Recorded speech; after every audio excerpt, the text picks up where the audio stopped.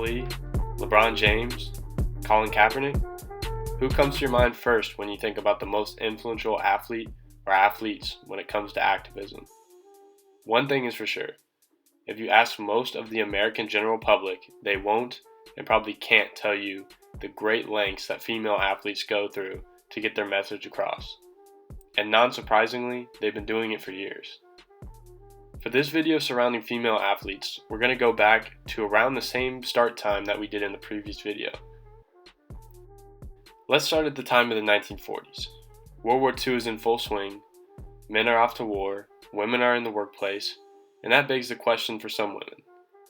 If they could do the same work that men could do, then why couldn't they play the same sports that they play? Mind you that women had had social athletic clubs since the early 1900s, but nothing particularly on this scale.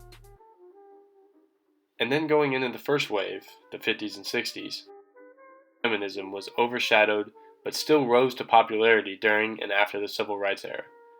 Just like for minority athletes, social acceptance in sports for women was changing.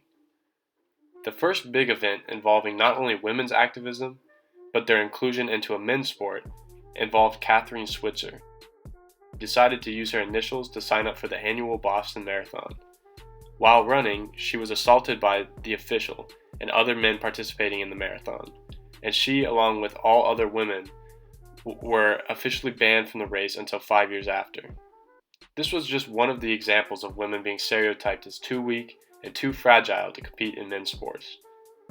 Women had been competing against each other for some time, but this was the first time that on a national level a woman had made news for competing against men.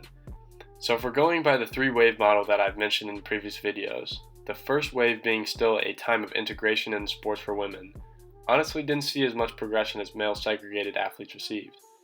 And this was only if you were a white female athlete. During this time, most minority female athletes would not get shots to play professionally with women. But I should mention that in 1950, the first African American female tennis player, Althea Gibson, received an invitation to Wimbledon. Through jeers and insults, she was close to winning against the reigning champion. In the history of women's activism in sports, the second wave looked a little different. It was more a mix of both the first and second because it featured integration on one hand, and on the other hand, demonstrations mainly asking just for the same services and treatment that male athletes had. And a few years after the 50s and 60s, in 1973, was the Battle of the Sexes, a notable and very controversial tennis match between Billie Jean King and former champion Bobby Riggs. It was a big step for women in their involvement in the sports world, because not only was it highly publicized, but it showed that women had what it takes to beat men, and on the biggest stages too. Another noteworthy event was the Yale's women's rowing team in 1976. They were protesting against the lack of showers that the female athletes were allotted, but mainly the lack of everything compared to men. In the next few decades, multiple different women's sports leagues would be formed. Women would be given more opportunities at the highest level in the Olympics, adding many different sports and categories such as running, fielding, weightlifting, and more.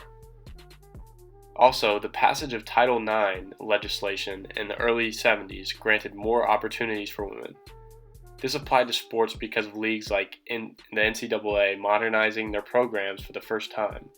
They created women's leagues and allowed them for the first time ever in 1973 to compete against male athletes. So while you could say that women's involvement in sports was slower than that of minority athletes during this time, inclusion and involvement of women was picking up and at a rapid pace in the sports world. Eventually, during the 90s and into the late 90s, leagues were created for women in sports like basketball and soccer that were publicized and monetized to Americans. The third wave of women's activism is very astounding considering that women have arguably been more involved than men in orchestrating movements and protests. Women's sports leagues have protested against unjust murders of particularly Black Americans. They have protested for the Black Lives Matter movement and also for feminism, equal pay, and women's inclusion in the sports. In terms of women's inclusion, there have been arguments surrounding athletes like Mo'ne Davis, a female pitcher who pitched in the Little League World Series a few years ago, Sarah Fuller, the Vanderbilt soccer player who replaced the men's football team place kicker for a game, and even transgender athletes and whether they should be able to compete against the opposite sex to their original. A widely talked about example of this has been the emergence of the female swimmer Leah Thomas. She has been a dominant force in NCAA's women's swimming during the 2022 season. However, important arguments have been made regarding its validity since pre-op she was ranked significantly lower competing against men. The WNBA have had many different demonstrations kneeling during anthems and wearing clothing supporting the fight against racism. They have also had many players dedicate to fighting this issue off the court. But this trend we have seen all across women's leagues, and different superstar female athletes have shown support in the fight against racism and discrimination. The women's fight for equality and their activism in sports corresponds very similarly with the activism for social justice. And in an ever-changing world with changing social norms, maybe one day we'll see women and men playing against each other, making the same money, while continuing to fight for equality across the country.